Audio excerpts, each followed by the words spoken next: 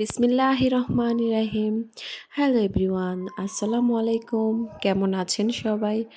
আশা করি আপনারা অনেক ভালো আছেন। আমিও আলহামদুলিল্লাহ আপনাদের দোয়ায় অনেক ভালো আছি। বরাবরের মতো আবারও নতুন একটা ভ্লগ ভিডিও নিয়ে হাজির হয়ে গেলাম আমি সুমি, কুমিল্লা জেলা থেকে। মিষ্টি সকালে এই সুন্দর লজ্জাবতী গাছের ফুলগুলা দেখে আসলেই আমার মনটা আর চোখটা একদম জুড়িয়ে গেছে। সকালবেলা হাঁটতে বের হয়েছি, হাঁটতে হাঁটতে একটা পর্যায়ে একটা জায়গায় আসার পরে এই ফুলগুলো আমার চোখে পড়েছে। আর পার্পল কালার ফুল হওয়াতে এত সুন্দর লাগছে যা বলে বোঝানোর মতো না।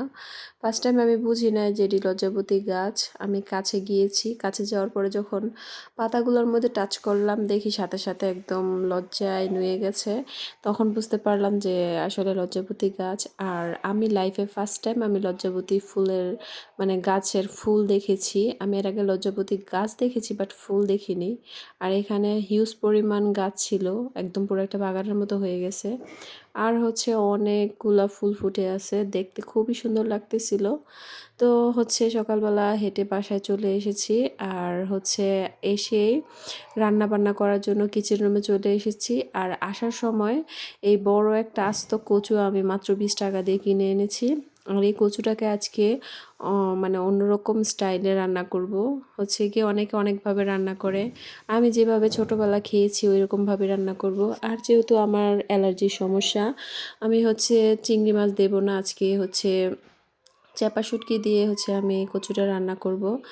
আর আমি যেভাবে আজকে রান্না করব এভাবে কচুটা একবার হলেও আপনারা খেয়ে দেখবেন। যারা খেয়েছেন তারা তো এটা টেস্ট জানেন, আর যারা খাননি তারা এভাবে রান্না করে দেখবেন, অনেক মজা। আর হচ্ছে এই কচুগুলোর মধ্যে তো অনেক ক্যালসিয়াম, ভিটামিন অনেক কিছুই আছে। আর এগুলা খাওয়া যে স্বাস্থ্যের পক্ষে অনেক উপকারিতা সেটা তো সবাই জানেন। আমি চেষ্টা করি আমার ছেলে মেয়েদেরকে সব রকমের খাবারই খাওয়ানোর জন্য, আর সব রকমের পুষ্টি যেন তারা পায়।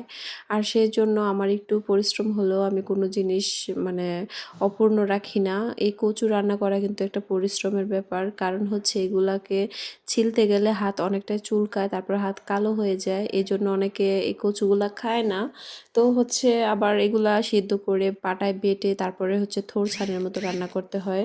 তো এখানেও হচ্ছে গিয়ে একটু বাড়তি ঝামেলা থাকে, সেই জন্য অনেকে এগুলা নিয়ে মানে অলসতার কারণে খায় না। আমি আসলে আমার সংসারের মানে ভালোর জন্য আমার একটু কষ্ট হলেও আমি ওই জিনিসটা করার চেষ্টা করি, কারণ অলসতা সব জায়গায় চলে না। যখন একটা মেয়ে মা হয়ে যায়, সংসারী হয়ে যায়, তখন সে চাইলেই অলসতা করতে পারে না। যতদিন বাবার কাছে মানে বাবা মার কাছে থাকে, মায়ের কাছে থাকে, ততদিন অলসতা করলেও নিজের মা সেটাকে ব্রেকআপ দিয়ে দেয়। কিন্তু নিজের সংসারে এসে আমি আমার সন্তানদের পুষ্টির চাহিদা বা তাদের ভালো মন্দ চিন্তা না করলে তো সে কে করবে? যেমন আমার বাবা মা আমার চিন্তা করছে, তেমন তো আমারও আমার সন্তানদের চিন্তা করতে হবে, তাই না? তো এরকম করে আমি প্রত্যেকটা জায়গায় আমি আমার সন্তানদের ভালোর জন্য যা যা করা দরকার সেটাই করি। আর আমরা যারা মধ্যবিত্ত ফ্যামিলির মানুষ তারা তো অবশ্যই সন্তানদের ভবিষ্যতে চিন্তা করে চলতে হয়। জন্যই আজকে আমার মতো যারা মধ্যবিত্ত বা নিম্ন মধ্যবিত্ত ফ্যামিলির মানুষ আছেন তাদের জন্য আজকের এই ভিডিওটি। তাদেরকে আজকে আমি কিছু সংসারে আয় বরকত করার কিছু মূল মন্ত্র শিখিয়ে দিব, যেটা শিখলে আপনি আপনার ভবিষ্যৎকে নিশ্চিত করতে পারবেন, বছর শেষে লক্ষ লক্ষ টাকা আয় করতে পারবেন। আয় করাটা হচ্ছে নিজের কাছে, আপনি আয় তখনই করতে পারবেন যখন আপনার ইচ্ছা থাকবে, আগ্রহ থাকবে। একটা জিনিস খেয়াল করে দেখবেন, আপনার যেখানে আগ্রহ থাকে ওই কাজটা আপনার জন্য অনেক সহজ হয়ে যায়। আর যেখানে হচ্ছে আগ্রহ থাকে না, জোর করে করানো হয়, ওই জিনিসটা আপনার কাছে পাহাড় সমান কঠিন মনে হয় যে আমার দ্বারা এটা হবে না, পারবো না। তো এরকম সংসারে ইনকাম সবার সংসারে কম বেশ হয়ে থাকে, কিন্তু আয় করে কিন্তু সবাই চলতে পারে না। আয় করাটা হচ্ছে মানুষের মেন্টালিটির উপরে ডিপেন্ড করে। তো আপনার সন্তানের ভবিষ্যতে চিন্তা করে, আপনার নিজের ভবিষ্যতে চিন্তা করে যদি আপনি আয় করার ইচ্ছা জাগে, তখনই আপনি 10-5 টাকা হচ্ছে সেভিংস করতে পারবেন। তো সেভিংস করাটা হচ্ছে মানুষের নিজের চলাফেরার ভিতর থেকেও মানুষ অনেক টাকা সেভিংস করতে পারে। যেমন ধরেন আপনি আপনার সংসারের মধ্যে যদি চান যে হ্যাঁ মাস শেষে আমি কিছু টাকা সেভিংস করব আমার সংসার খরচ থেকে, তাহলে অবশ্যই আপনার বাড়তি খরচটা বন্ধ করতে হবে। কারণ হচ্ছে বাড়তি খরচ বন্ধ করে দিলে দেখবেন মাস শেষে আপনার অনেকটা টাকাই সেভিংস হয়ে যায়। এই যে ধরেন আপনার অনেকে আছে যে প্রতি মাসে ১ টা করে ২ টা করে 3 পিস কিনে। হ্যাঁ, এই বাড়তি খরচটা কিন্তু আমরা যারা মধ্যবিত্ত ফ্যামিলির মানুষ আছি তাদের এটা বন্ধ করতে হবে। কেননা আমরা মধ্যবিত্ত ফ্যামিলির মানুষের কিন্তু একটা মানে অ্যামাউন্ট থাকে যেটা হচ্ছে নির্ধারিত, হ্যাঁ? তো আমাদের নির্ধারিত অ্যামাউন্ট থেকেই আমাদের সেভিংসটা করতে হবে। আর সেভিংস করতে হলে অবশ্যই আপনার বাড়তি জিনিসটা অফ করে দিতে হবে। যেমন বাইরে গেলেন আপনি, আজকে আপনার অত প্রয়োজন নাই বা হচ্ছে মাসে ১ বার ২ বার বাইরে কিছু একটা খেলে বাচ্চাদেরকে খাওয়াইলেও চলে। কিন্তু আপনি বাইরে বের হলেই আপনি ফুচকা, চটপটি বা হচ্ছে অন্যান্য বার্গার, পিজ্জা এগুলা খাওয়ানো বা নিজে খাওয়া এগুলো হচ্ছে বাড়তি খরচ। এগুলো না করলেও আপনি চলবে। আপনি ভাত তরকারি না খেলে আপনি উপাস থাকলে আপনারা চলতে পারবেন না। কিন্তু আপনি পিজ্জা, বার্গার, চটপটি এগুলো যদি মানে রেগুলার না খান তাইলে আপনি অবশ্যই চলতে পারবেন। এগুলো এরকম কোনো প্রয়োজনীয় জিনিস না। এগুলো আপনাকে পুষ্টিও দেবে না। এগুলা হচ্ছে আপনার একটা শখে বা মানুষের হচ্ছে অনেকের একটা পছন্দের থাকে না এরকম। এগুলা খেলেও চলে, না খেলেও চলে।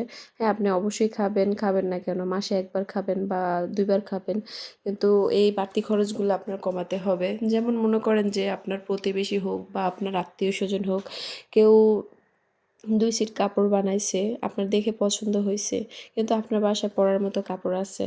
তাহলে আপনার এরকম না যে তাকে দেখেই আমার বানাইতে হবে। আপনার প্রয়োজন কোনটা আর দরকার কোনটা এটা আপনি চিন্তা করে চলতে হবে। হ্যাঁ, আপনার যদি দরকার হয় অবশ্যই আপনি বানাবেন। প্রতি মাসে, মাসে আপনি 3 পিস না বানিয়ে আপনি ৩ মাস ২ মাস ৩ মাস পর, পর আপনি ২ সেট ৩ সেট 3 পিস বানান আপনার অনায়াসে ৩-৪ মাস চলে যাবে। তাহলে কি প্রতি মাসে আপনার কিছু টাকা হলে এদিকটা সেভ হবে। সেভ করাটা হচ্ছে আপনি যদি সেভিংস করতে চান তাহলে আপনি কখনোই শো অফ করতে পারবেন না। শো অফ করাটা আমি একেবারে বোকামি মনে করি। কারণ অন্যেরে দেখালে তো আপনার কোনো লাভ হবে না।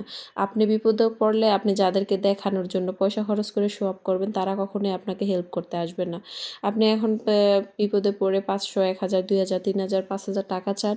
দেখবেন তারা ঠাস করে মুখের উপর বলবে যে, "না আমার কাছে তো টাকা নাই, আমি বেশাবে আছি। ভাবি আমি অমুক, অমুক, আমার এই ঝামেলা, ওই ঝামেলা" নানান রকমের বাহানা দেখাইয়া আপনাদের কাছ থেকে দূরে সরে যাবে।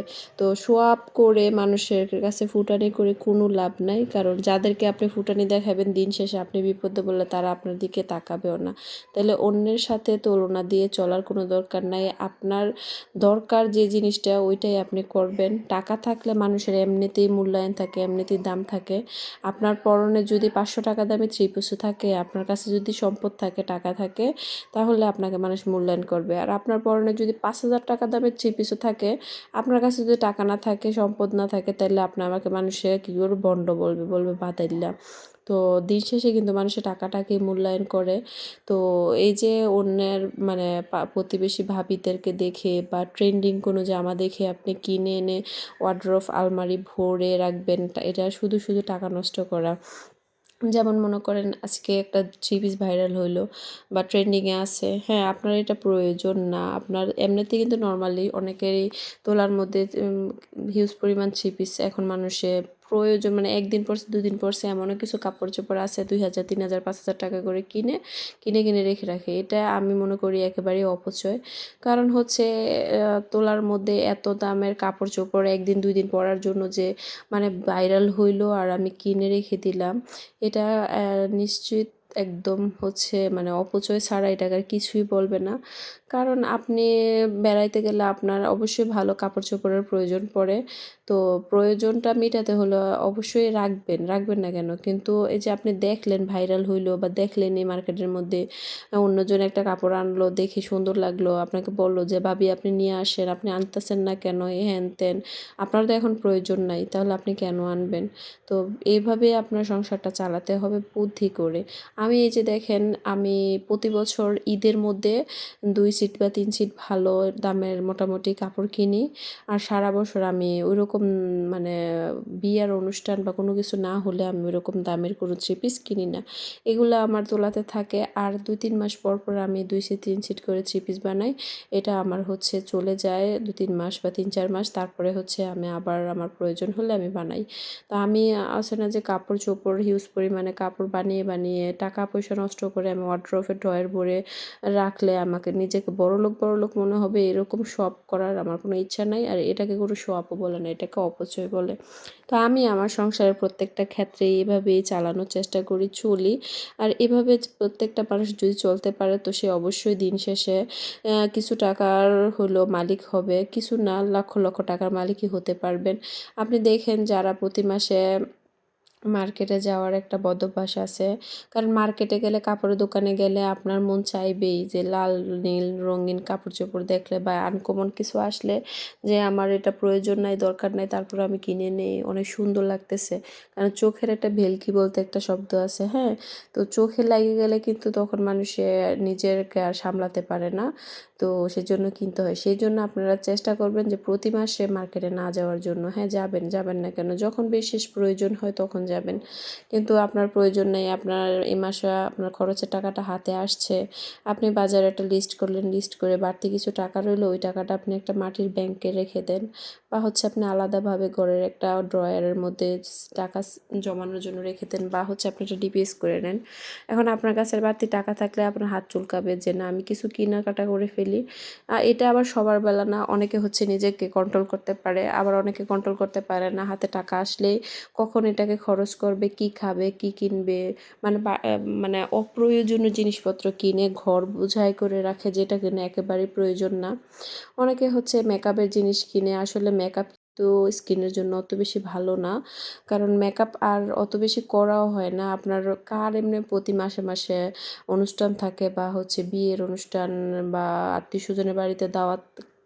আমরা যারা মধ্যবিত্ত ফ্যামিলির মানুষ তাদের কিন্তু অত পরিমাণ দাওয়াত প্রতি মাসে থাকে না। হ্যাঁ, আত্মীয়স্বজনের বাড়িতে কোনো বিবাহ অনুষ্ঠান হলে বা অন্যান্য যেই অনুষ্ঠানগুলো আছে এগুলো হয়তো বা 2 মাসে, 3 মাসে, 6 মাসে একবার হয়।